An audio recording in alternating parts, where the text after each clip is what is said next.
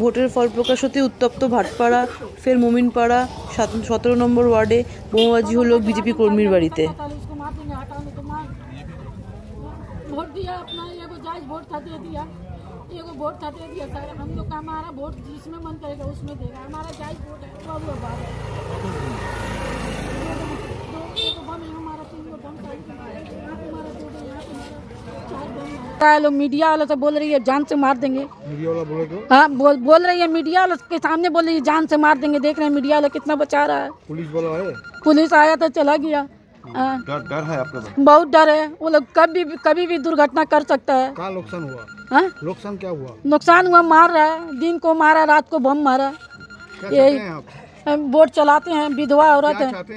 क्या इंसाफ चाहते हैं? इंसाफ हमको मिलना चाहिए, गरीब आदमी, हमको इंसाफ मिलना चाहिए।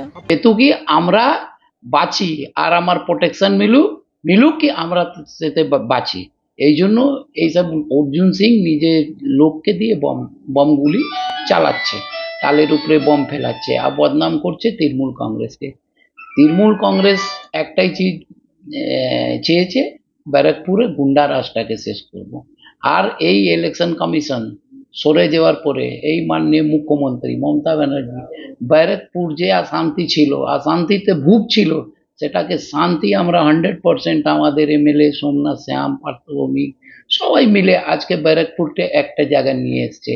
আর এই ইলেকশন কমিশন এসে গেলে, পুলিশ প্রশাসন হাতে যখন চলে আসবে, তখন একটা ব্যারাকপুরকে আর পুরোপুরি 101% শান্তি করে দেওয়া হলে।